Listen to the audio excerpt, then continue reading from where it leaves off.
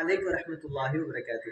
எல்லா புகழும் புகழ்ச்சியும் அல்லாஹ் ஒருவனுக்கே உண்டாகட்டுமாவே. சர்தார் முஸ்தபா ஸல்லல்லாஹு அலைஹி வஸல்லம். அருமையானவர்களே, இந்த விஷயத்த கோபமா பேசுறதா இல்லை கவலையா பேசுறதானே தெரியல. எத்தனையோ மக்கள்கள், வாலிபர்கள், வாலிப பெண்மணிகள், முஸ்லிம்களுடைய மக்கள்கள், நான் இவங்களை நேசிக்கிறேங்க, அவங்கள நேசிக்கிறேங்க, நான் விஜயுடைய கட்சிக்கு போய்கிட்டு இருக்கிறாங்க, நான் அவரை பார்த்தா கட்டி பிடிச்சி அழுதுருவேன், என்னுடைய பிள்ளைகளை எல்லாம் விட்டு கொண்டு இருக்கிறேன், தொழுகையெல்லாம் நான் விஜயவை பார்த்தனா நான் தொழுகையை விட்டுட்டேங்க என்பதாக பல்வேறு இடங்களிலே பேசிக் கொண்டிருக்கிறார்கள். ஆனா பெருமானார் ரசூலுல்லாஹி ஸல்லல்லாஹு அலைஹி வஸல்லம் சொன்னாங்க, அல் மர்உ மன் அஹப்ப, நீ யாரை விரும்புகிறாயோ நீ என்ன செய்வ, அவரோட தான் மறுமை நாளில் எந்திரிப்ப என்பதாக நபி ஸல்லல்லாஹு அலைஹி வஸல்லம் சொன்னாங்க. அவர் சிந்திக்க கடமை வச்சிருக்கிறோம். அது மட்டுமல்ல, நபி ஸல்லல்லாஹு அலைஹி வஸல்லம் ஆட்சிங்க எப்படிங்க இருந்துச்சு, இப்ப வரக்கூடிய ஆட்சிகளை இவ்வளவு உயரமாக பேசிக் கொண்டிருக்கிறார்கள்.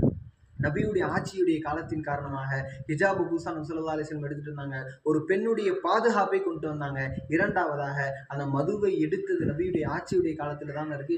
நபியுடைய ஆட்சியில தானே நபி ஸல்லல்லாஹு அலைஹி அல்லாஹ் என்ன செஞ்சான், நபி ஸல்லல்லாஹு அலைஹி வஸல்லம் குர்ஆனை கொடுத்தானா இல்லையா?